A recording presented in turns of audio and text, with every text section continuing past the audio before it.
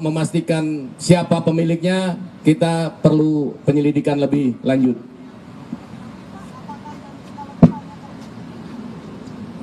Izin Pak, kalau misalnya nanti pun terbukti, ancaman hukumannya, sanksinya itu apa ya Pak?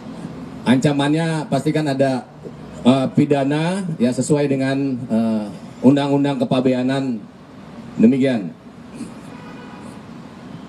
Selamat pagi Pak, saya Sela dari Nusantara TV. Ini total kerugian negaranya berapa? Kemudian setelah ini akan dimusnahkannya seperti apa Pak? Apakah nanti akan bekerja sama dengan perusahaan pemusnahan atau bagaimana? Terima kasih. Baik, terima kasih. Ini berapa nilai kerugian ataupun nilai ekonomi yang ada di barang-barang ini adalah kita belum mengetahui berapa nilai keekonomian dari barang-barang yang di depan kita ini.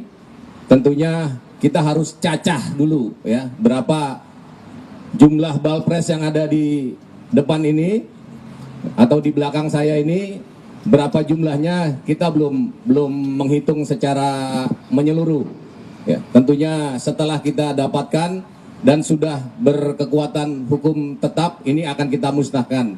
Apakah itu nanti di recycle ataupun dimusnahkan di tempat pembakaran ataupun di pabrik. Kita biasa menggunakan pabrik-pabrik semen untuk menggunakan pabrik semen sebagai tempat pemusnahan.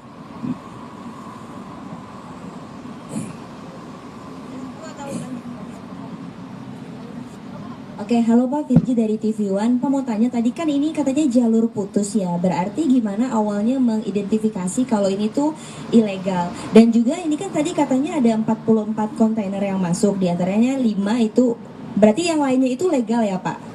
Saat dicek. Terima kasih. Baik, ini jaring terputus yang dimanfaatkan oleh pelaku.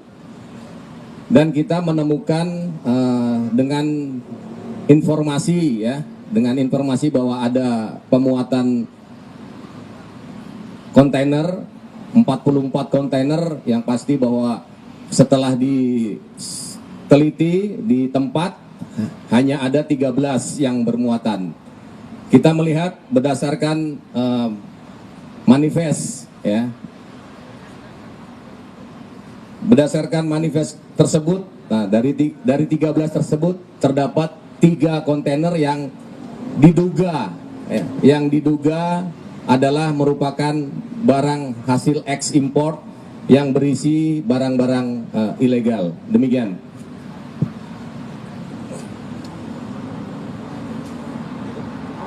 Saya rasa cukup ya. Kalau misalnya mau melihat, di sana ada mesin pembuat rokok ya, berhasil kita dapatkan di kontainer yang satu ada 4 unit. Nah ini juga merupakan hasil yang signifikan karena dengan satu mesin ataupun satu set mesin ini saja kita sudah bisa kehilangan penerimaan negara dengan produksi rokok tanpa cukai.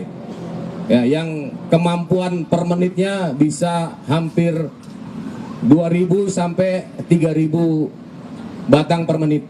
Ya. Mungkin itu yang bisa saya sampaikan pada pagi hari ini. Terima kasih untuk rekan-rekan media sudah menyempatkan waktunya di Bea Cukai. Terima kasih. Wassalamualaikum warahmatullahi wabarakatuh. Terima kasih. Silahkan kalau mau melihat. Jadi, yang perlu saya luruskan di sini, yang namanya balpres belum tentu berisi barang bekas. Ini baru semua, ya, baru semua ini barang-barang ini. Silahkan mendekat boleh, dipegang juga boleh. Ya. Ini masih dihitung ya, kerugiannya berapa masih dihitung ya. Ini masih baru.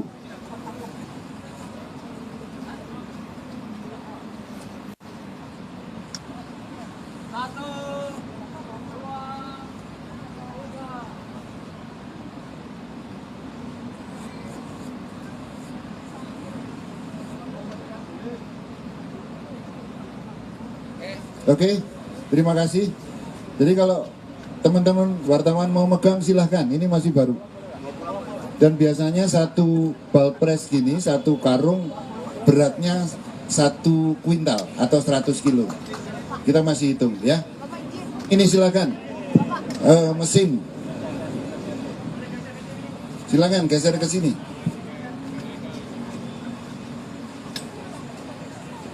Mesin pembuat rokok.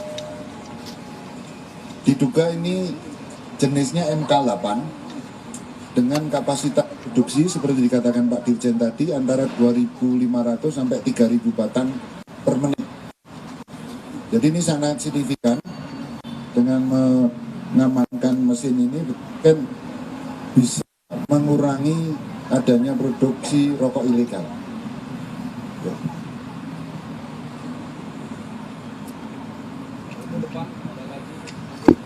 Dan di dalam kontainer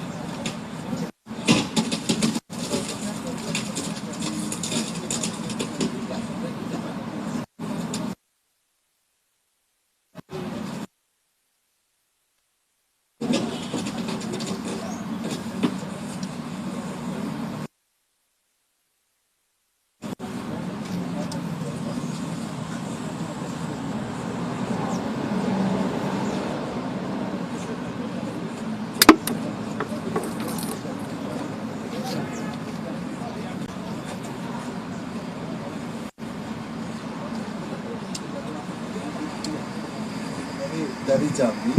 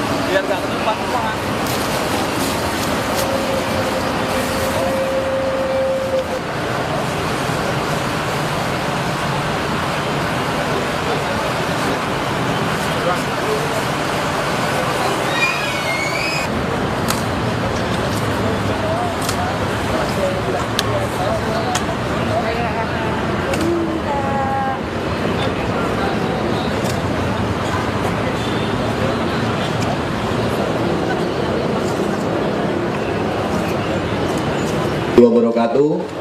Selamat pagi, salam sejahtera untuk kita semua. Rekan-rekan media, pada pagi hari ini saya akan menyampaikan beberapa hasil tangkapan, ya, hasil tangkapan.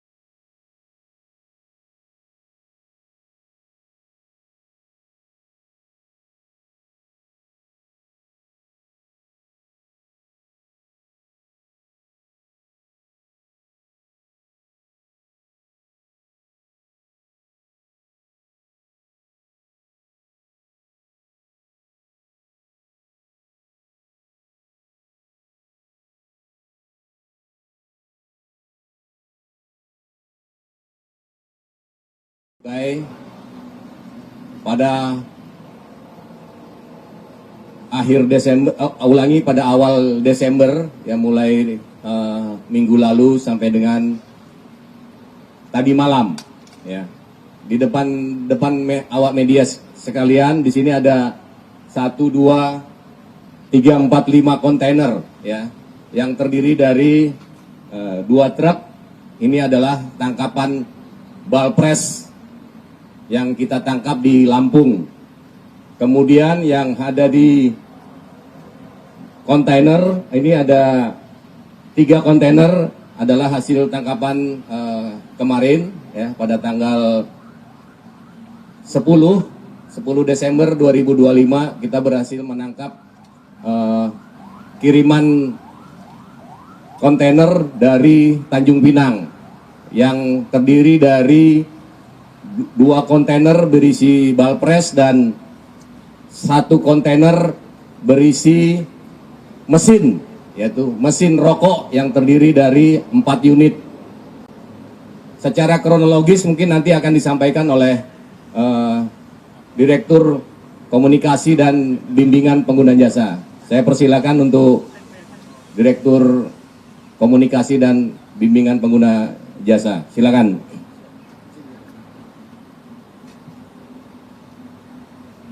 Assalamualaikum warahmatullahi wabarakatuh. Salam sejahtera bagi kita semua. Salam Om Swastiastu, Namo Buddhaya, dan salam kebajikan. Rekan media, terima kasih atas kedatangannya pagi-pagi. Ini biasanya Pak Dirjen jam 10 minimal. Nah, terima kasih sekali lagi bisa datang pagi.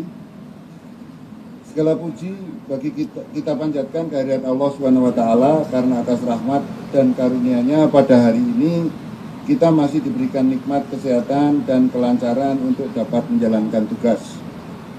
Direktorat Jenderal Bea dan Cukai kembali menggagalkan upaya peredaran produk garmen ilegal melalui 2 operasi penindakan yang dilakukan secara terpisah. Penindakan ini menyasar 3 kontainer yang tiba di Pelabuhan Sunda Kelapa, Jakarta pada hari Rabu 10 Desember 2025 serta 2 truk bermuatan balpres di ruas tol Palembang Lampung pada hari Rabu 3 Desember 2025. Yang pertama, penindakan 3 kontainer asal KM Indah Costa di Sunda Kelapa, Jakarta. Pada hari Rabu 10 Desember 2025, Bea Cukai melakukan penindakan terhadap 3 kontainer yang diangkut oleh KM Indah Costa yang diketahui tiba dari Pelabuhan Kijang, Kepulauan Riau, dan bersandar di Pelabuhan Sunda Kelapa, Jakarta. Dalam pemeriksaan terhadap manifest, diketahui KM Indah Costa mengangkut 44 kontainer dengan 13 diantaranya bermuatan barang.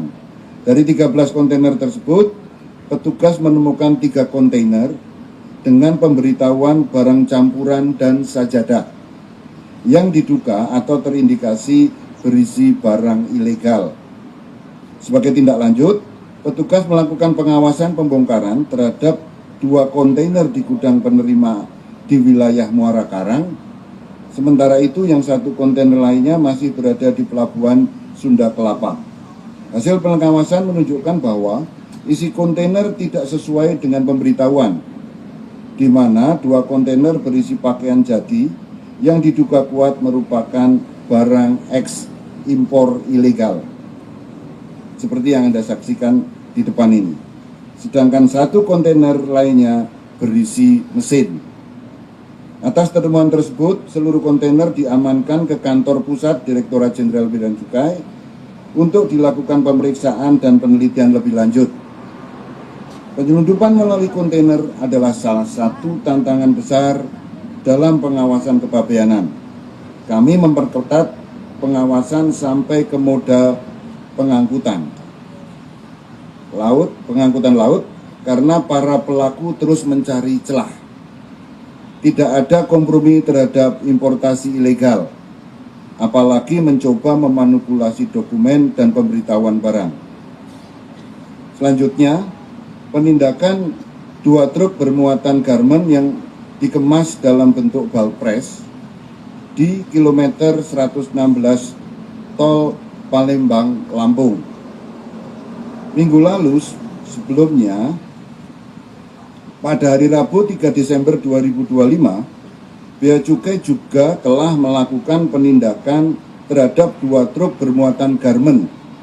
Jadi 2 truk yang kita saksikan ini tidak dalam kontainer,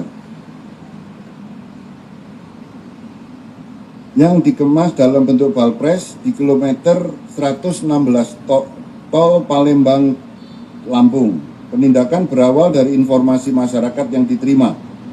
Direktorat Penindakan dan Penyidikan Bea Cukai menandai adanya pergerakan truk yang membawa balpres diduga pakaian ilegal dari Jambi menuju Jakarta. Informasi tersebut langsung ditindaklanjuti oleh tim P2 Bea Cukai yang turut mendapat dukungan dari personel Bais TNI dan berkoordinasi dengan Kanwil Bea Cukai Sumatera Bagian Barat.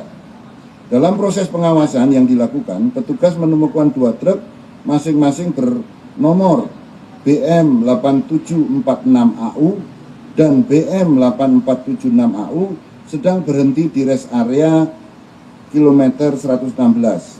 Hasil pemeriksaan awal menunjukkan 2 truk mengangkut pakaian jadi baru dalam kondisi baru yang dikemas dalam bentuk balpres berisi berbagai merek dengan label negara asal seperti Made in Tiongkok dan Made in Bangladesh.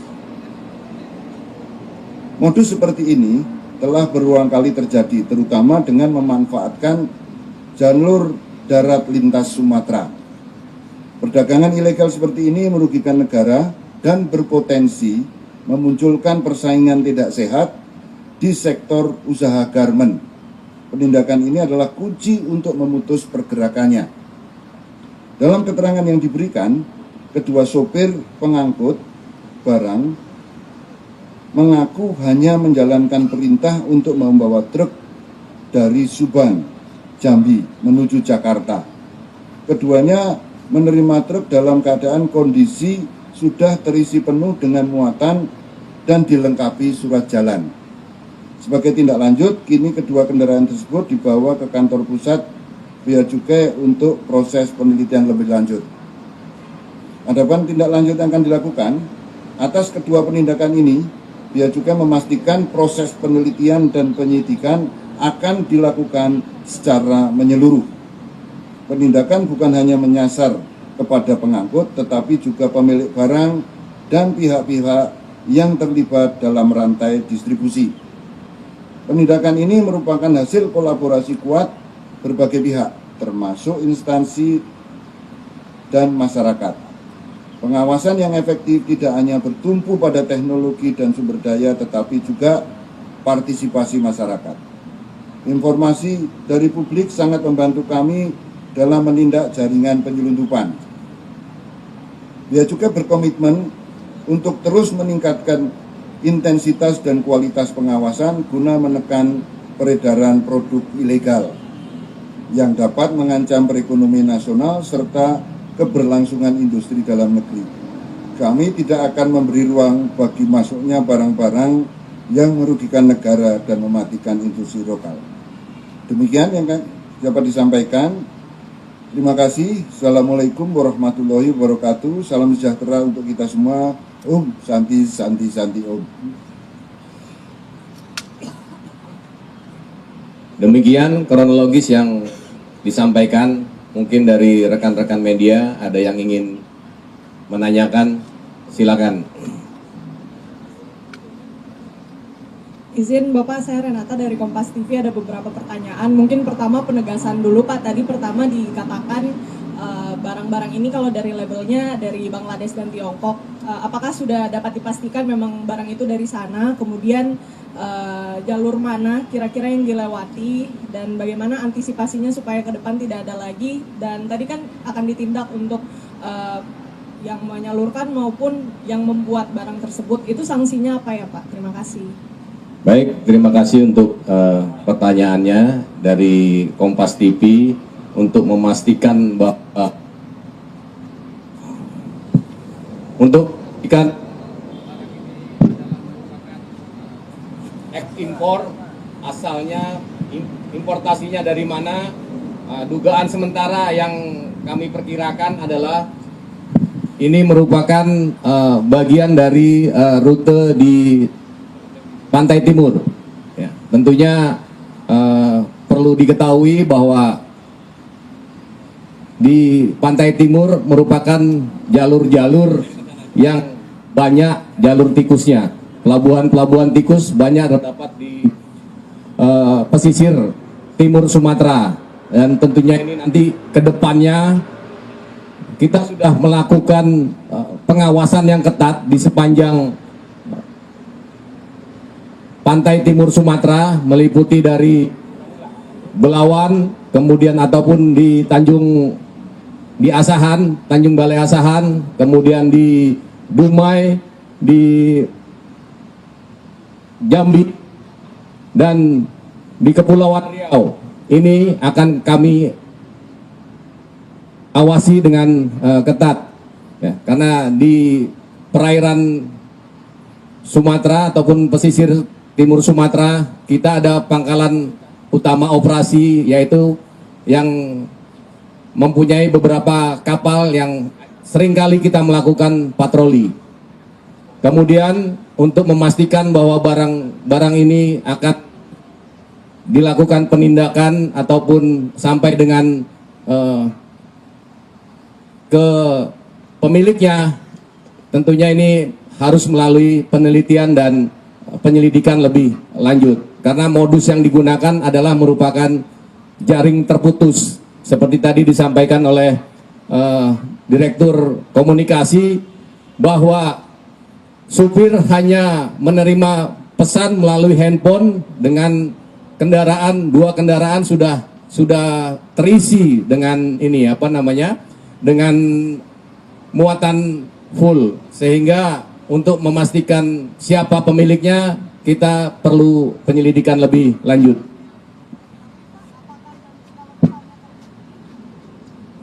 Izin Pak, kalau misalnya nanti pun terbukti, ancaman hukumannya, sanksinya itu apa ya Pak?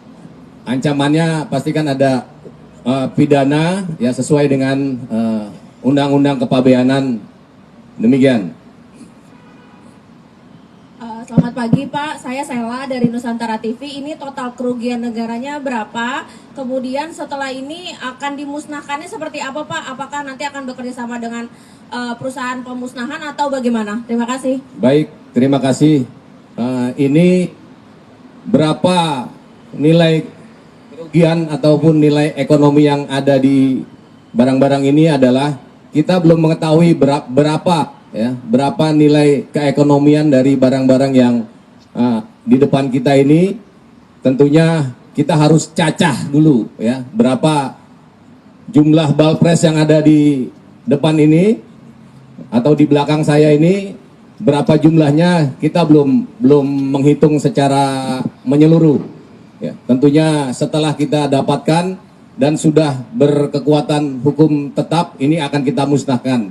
Apakah itu nanti di recycle ataupun dimusnahkan di tempat pembakaran ataupun di pabrik. Kita biasa menggunakan pabrik-pabrik semen untuk menggunakan pabrik semen sebagai tempat pemusnahan.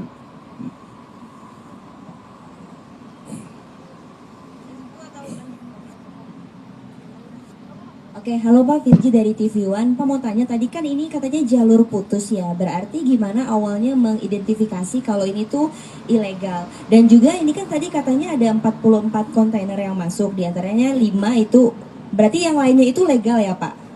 Saat dicek. Terima kasih. Baik, ini jaring terputus yang dimanfaatkan oleh pelaku. Dan kita menemukan dengan informasi bahwa ada pemuatan kontainer, 44 kontainer, yang pasti bahwa setelah diteliti di tempat hanya ada 13 yang bermuatan. Kita melihat berdasarkan manifest ya. Berdasarkan manifest tersebut, nah dari 13 tersebut terdapat 3 kontainer yang diduga adalah merupakan barang hasil ekspor yang berisi barang-barang ilegal. Demikian.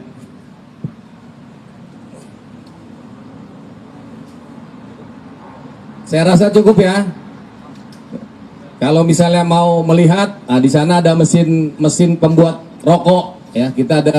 Berhasil kita dapatkan di kontainer yang satu ada 4 unit. Nah, ini juga merupakan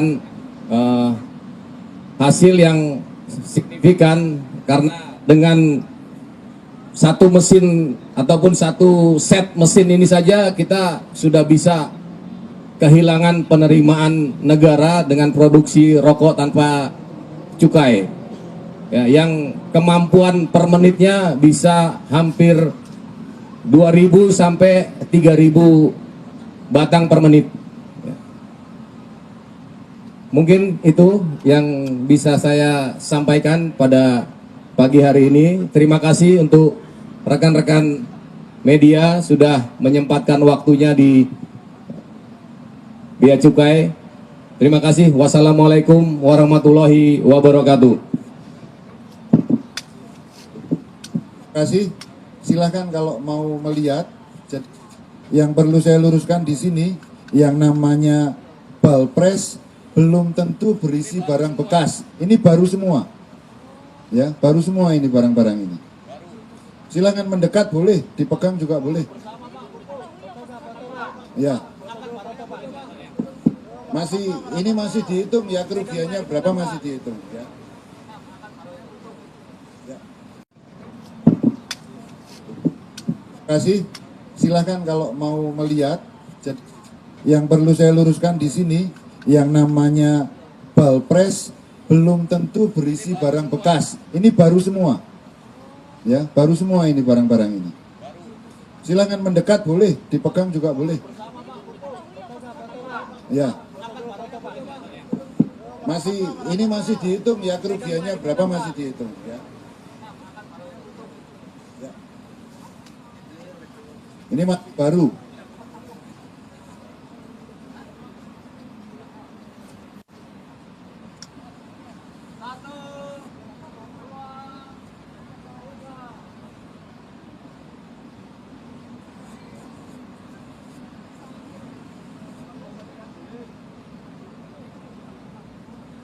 Oke, terima kasih.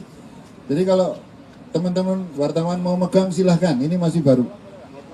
Dan biasanya satu balpres gini, satu karung beratnya 1 kuintal atau 100 kilo. Kita masih hitung ya. Ini silahkan, mesin. Silahkan geser ke sini.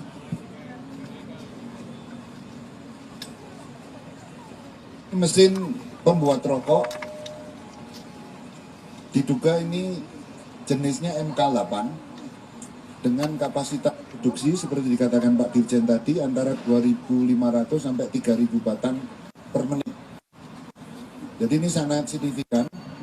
Dengan mengamankan mesin ini kan bisa mengurangi adanya produksi rokok ilegal.